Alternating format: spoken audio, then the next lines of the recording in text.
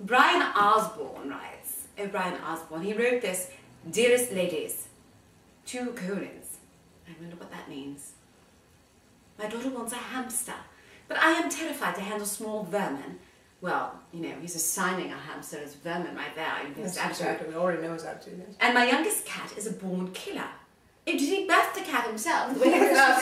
Maybe he's not fully human. His daughter is a cat, and his... And he's got a vermin hamster, or some hamster. "I don't want to disappoint her, but I also don't want blood, parenthetical, or vermin fur, end of parenthetical, on my hands. What can I do?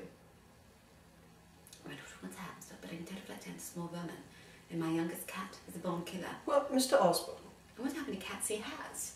we would like to know your youngest cat. I mean, are you a collector? Do you have a house full of cats? Are you one of those crazy people who has lots of cats and you can't find your daughter at all because she's underneath the cat? Like, "Oh, I'm going to write this letter. Hold on a second." And you're moving the cats around like, "Where is my child? Come here." Why is he necessarily drunk? Just he collects cats. You know, if I was thinking of a woman who collected cats, yeah. I wouldn't think of her as drunk. I think of her as teetotaler and a little bit like, do you know that cartoonist, I love him, from the 20th century? His name is George Booth. Do you know him? Oh, Think with lots about yes. Pussycat and all that. Like, you know, those women, they have all their cats around there. But a man who collects cats, I think, is automatically... Is a drunkard? Yes, is dyspeptic.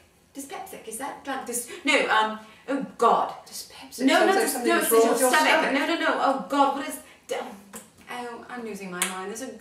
I was going to go for the inflated speech word, for one of the inflated speech words for drinking, and now I can't think of it. She thinks he's a drunkard. A shicker. Well, here's my thought. Yes. Mr. Osborne, if your house is full of cats, perhaps the reason your daughter wants a hamster is because she's just sick to death of predators running around her house. Perhaps she'd like something small and prey-like to be with. Perhaps she feels like prey herself. Perhaps she feels like perhaps she's projecting. Exactly, she wants to identify with it. Now, the fact that, as we already mentioned, you already identified the hamster as a vermin tells us quite clearly... Do you think your daughter is vermin? Is she hirsute? Is she fuzzy? Does she have an overbite? Does she store little nuts in her cheeks? Does she... Oh, I had a hamster once. Yes, they do. And if you put matzo, if you give them matzo instead, you know, over the holidays. Do they get bloat? No, well, they get constipated. That's the thing with matzo. It takes all the water in your body, and then you can't really go on a regular basis. Poor matzo's like, "I'm made without any liquids. I need some liquid." It's like, it's this great insulation factor if you want to just, you know, make your body arid. But a hamster, in my family growing up, we had a hamster as a pet.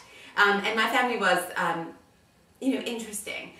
We named that panther. Oh my God, we didn't have a panther or a bear. She had a small panther division in the backyard. Rommel was in my backyard. No, we had a hamster, and we named that hamster Pujensky-Korsakov because it was a Siberian hamster. So we connected that to Russia, to a Russian composer. It's a heavy name for a hamster. We just called him Pudding. Well, that's better. But for fun, we would give Pudding matzah, and Pudding would put the matzah in his cheek, and so he'd speak and it would be square right there. I'm concerned about your daughter and your parenting skills. And you don't want to disappoint her, but obviously you already have, because you made a pejorative judgment about her choice of pet. You did, didn't you? Now, I will say this. I don't want to judge you as a parent. Maybe you're a fabulous parent, but I would suggest this. Yes. Perhaps you could relate to your daughter at a sort of prey role in your family and pretend to be prey yourself.